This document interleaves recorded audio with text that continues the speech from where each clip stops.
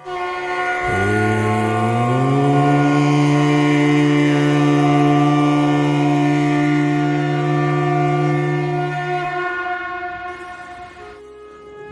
ମେଲଣ କାହିଁକି ପାଳନ କରାଯାଏ?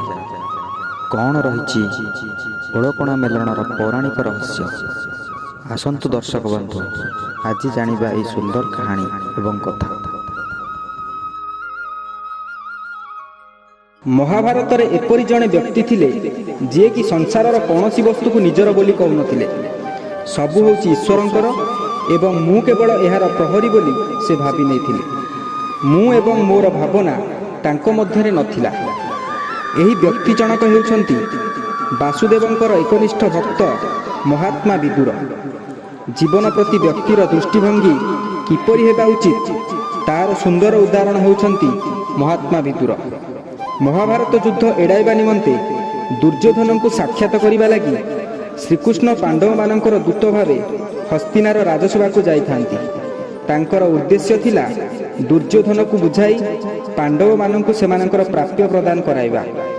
ଭଗବାନ କୃଷ୍ଣଙ୍କର ରଥ ହସ୍ତିନା ରାଜମାର୍ଗରେ ଯାଉଥିବା ସମୟରେ ସବୁ ପ୍ରାସାଦ ସମ୍ମୁଖରେ କିଛି ସମୟ ଅଟକି ଯାଉଥିଲା, କାରଣ ଶ୍ରୀକୃଷ୍ଣ ହସ୍ତିନା ଦାଣ୍ଡରେ ଯାଉଥିବାରୁ ତାଙ୍କୁ ଦର୍ଶନ କରିବା ଲାଗି ପ୍ରତି ପ୍ରାସାଦ ସମ୍ମୁଖରେ ଭିଡ଼ ହୋଇଥିଲା। ପ୍ରାସାଦ ସମ୍ମୁଖରେ ଥିବା ପ୍ରତ୍ୟେକ ବ୍ୟକ୍ତିଙ୍କୁ ଦର୍ଶନ ଦେବା ସମୟରେ ପ୍ରଭୁ ଶ୍ରୀକୃଷ୍ଣ ପଚାରୁଥିଲେ, ଏହା କାହାର ବାସଭବନ? ସମସ୍ତେ କହୁଥିଲେ, ଏହା ମୋର ବାସଭବନ ପ୍ରଭୁ। ମୋର ବାସଗୃହରେ ପ୍ରବେଶ କରି ମୋ ପ୍ରତି କୃପା କରନ୍ତୁ। କାହାରି ଆମନ୍ତ୍ରଣକୁ ଭଗବାନ କୃଷ୍ଣ କିନ୍ତୁ ଗ୍ରହଣ ନ କରି ଚାଲି ଯାଉଥିଲେ। ଏହିପରି ଭାବେ କିଛି ବାଟ ଯିବା ପରେ ନନ୍ଦିଘୋଷ ରଥ ମହାତ୍ମା ବିଦୁରଙ୍କ ବାସଭବନ ସାମ୍ନାରେ ଅଟକିଗଲା। ଭଗବାନ କୃଷ୍ଣ ପ୍ରଶ୍ନ କଲେ, ଏହା କାହାର ବାସଗୃହ? ଏହା ଶୁଣି ବିଦୁର କହିଲେ, ପ୍ରଭୁ ସବୁ ତ ତୁମରି ପାଖରୁ ଆସିଛି, ତେଣୁ ହେ କୃଷ୍ଣ ବାସୁଦେବ, ଏହାର ମାଲିକ ହେଉଛନ୍ତି ଆପଣ। ମୋତେ ପୁଣି ପ୍ରଶ୍ନ କରୁଛନ୍ତି ଏହା କାହାର ଗୃହ? ଏ ମାୟା ମୋ ସହିତ କାହିଁକି ପ୍ରଭୁ? ନିଜ ଗୃହରେ ପ୍ରବେଶ କରିବେ ନା ନିମନ୍ତ୍ରଣକୁ ଅପେକ୍ଷା କରିବେ? ଶ୍ରୀକୃଷ୍ଣ କହିଲେ, ମହାତ୍ମା ବିଦୁର, ଆପଣ ରାଜକାର୍ଯ୍ୟ ସମାପନ କରିବା ପରେ ମୁଁ ଆପଣଙ୍କ ଗୃହକୁ ଆସିବି ଏବଂ ଆପଣଙ୍କ ସହିତ ରହିବି।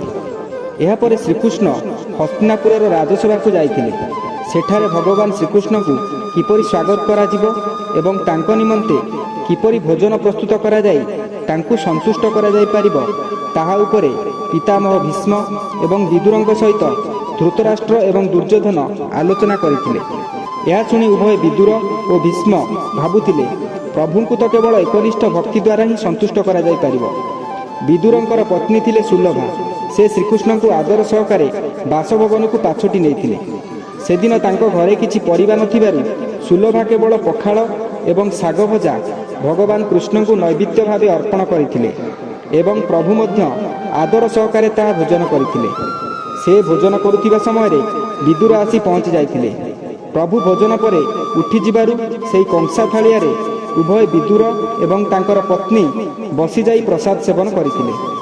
ପ୍ରିୟ ଖାଦ୍ୟ ଶାଗ ଭଜା ପଖାଳ ଭୋଜନରେ ତୋଷ ହୋଇ ଶ୍ରୀକୃଷ୍ଣ ମହାତ୍ମା ବିଦୁରଙ୍କୁ ବର ମାଗିବା ପାଇଁ କହିଥିଲେ।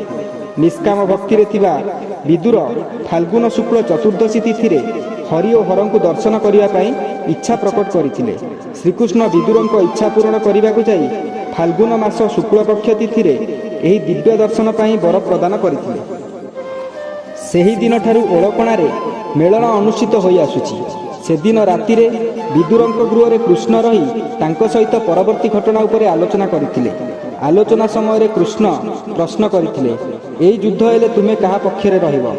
ଏହାର ଉତ୍ତରରେ ବିଦୁର କହିଥିଲେ, ମୁଁ କୌରବମାନଙ୍କର ଅନ୍ନ ଖାଇଥିବାରୁ ସେମାନଙ୍କ ସପକ୍ଷରେ ରହି ପାଣ୍ଡବମାନଙ୍କ ବିରୁଦ୍ଧରେ ଯୁଦ୍ଧ କରିବି। ଶ୍ରୀକୃଷ୍ଣ ଜାଣିଥିଲେ ଯେ ବିଦୁର ଯେଉଁ ପକ୍ଷରେ ରହି ଲଢ଼ିବେ ସେହି ପକ୍ଷର ବିଜୟ ସୁନିଶ୍ଚିତ, କାରଣ ବିଦୁରଙ୍କୁ ସେ ଯେଉଁ ଧନୁ ଦେଇଥିଲେ ତାହାକୁ ବ୍ୟବହାର କରି ସେ ପାଣ୍ଡବମାନଙ୍କର ନିଧନର କାରଣ ହେବେ। ଏହିପରିକି ଏହି ଯୁଦ୍ଧରେ ବିଦୁର ମଧ୍ୟ ତାଙ୍କୁ ପରାସ୍ତ କରିଦେବେ। ତେଣୁ ସେ ବିଦୁରଙ୍କୁ ପରାମର୍ଶ ଦେଇଥିଲେ ଯେ ସେ ହସ୍ତିନାପୁର ତ୍ୟାଗ କରି ଚାଲିଯାଆନ୍ତୁ। ଏହାପରେ ବିଦୁର ଯୁଦ୍ଧ ଆରମ୍ଭର 2 ଦିନ ଆଗରୁ ହସ୍ତିନାପୁର ତ୍ୟାଗ କରି ଚାଲିଯାଇଥିଲେ। ଏହି ସମୟରେ ସେ ଭାରତର ବିଭିନ୍ନ ଅଞ୍ଚଳ ପରିଭ୍ରମଣ କରିଥିଲେ। ଘଟଣାକ୍ରମେ ସେ ଓଳକଣାକୁ ମଧ୍ୟ ଆସିଥିଲେ ବୋଲି ଲୋକକଥା ରହିଛି। ଦୋଳ ପୂର୍ଣ୍ଣମୀ ପୂର୍ବ ରାତିରେ ଏଠାରେ ଏକ ମେଲଣ ଅନୁଷ୍ଠିତ ହୋଇଥାଏ। ଏହାର ଆଖପାଖ ଅଞ୍ଚଳରୁ ପ୍ରାୟ ଶତାଧିକ ବିମାନ ଆସି ଏହି ଓଳକଣାଠାରେ ଏକାଠି ହୋଇଥାନ୍ତି। ମେଲଣ ପଡ଼ିଆକୁ ଆସୁଥିବା ସମସ୍ତ ବିମାନରେ ରାଧାକୃଷ୍ଣ ଉପବେଶନ କରିଥାନ୍ତି। କଟକ ଜିଲ୍ଲାର ପ୍ରସିଦ୍ଧ ଶୈବପୀଠ ଭଦ୍ରେଶ୍ୱରଙ୍କ ମନ୍ଦିରରୁ ଏକ ସୁସଜ୍ଜିତ ବିମାନରେ ଶିବଶକ୍ତି ଆସିଥାନ୍ତି। ତେବେ ଏହି ମହାମିଳନର ଦର୍ଶନ ପାଇଁ ଫାଲ୍ଗୁନ ଶୁକ୍ଳ ଚତୁର୍ଦ୍ଦଶୀ ତିଥିରେ ସେହି ପଡ଼ିଆ ଲୋକାରଣ୍ୟ ହୋଇଯାଏ। ଏହି ମେଲଣ ପଡ଼ିଆରେ ବିଦୁରଙ୍କର ଏକ ସୁନ୍ଦର ମନ୍ଦିର ରହିଛି। ଭାରତରେ ଏହା ହେଉଛି ଦ୍ୱିତୀୟ ବିଦୁର ମନ୍ଦିର। ଏହି ମେଲଣରେ ନିଜର ଇଷ୍ଟପ୍ରଭୁ ଶ୍ରୀକୃଷ୍ଣଙ୍କ ସହିତ ବିଦୁରଙ୍କର ମିଳନ ଅନୁଷ୍ଠିତ ହୋଇଥାଏ। ଏଠାକାର ଆଳତୀ ହେଉଛି ଚିତ୍ତାକର୍ଷକ। ମେଲଣ ସମୟରେ ସମଗ୍ର ଅଞ୍ଚଳ ଅବିରରେ ଲାଲ ହୋଇଯାଏ। ଅନ୍ୟ କୌଣସି ରାସାୟନିକ ରଙ୍ଗର ବ୍ୟବହାର ଏହି ମେଲଣରେ ହୋଇନଥାଏ। ଦର୍ଶକ ବନ୍ଧୁ, ଯଦି ଆପଣମାନଙ୍କୁ ଆମର ଏହି ଆଧ୍ୟାତ୍ମିକ ଭିଡ଼ିଓଟି ଭଲ ଲାଗିଥାଏ ତାହେଲେ ଏହାକୁ ନିଶ୍ଚିତ ଭାବରେ ଲାଇକ୍ କରନ୍ତୁ ଏବଂ ଆପଣମାନଙ୍କର ଶୁଭଚିନ୍ତକମାନଙ୍କ ସହିତ ଏହାକୁ ସେୟାର କରନ୍ତୁ ଏବଂ ଆମର ଏହି ଚ୍ୟାନେଲଟିକୁ ସବସ୍କ୍ରାଇବ୍ କରିନିଅନ୍ତୁ। ଜୟ ଜଗନ୍ନାଥ।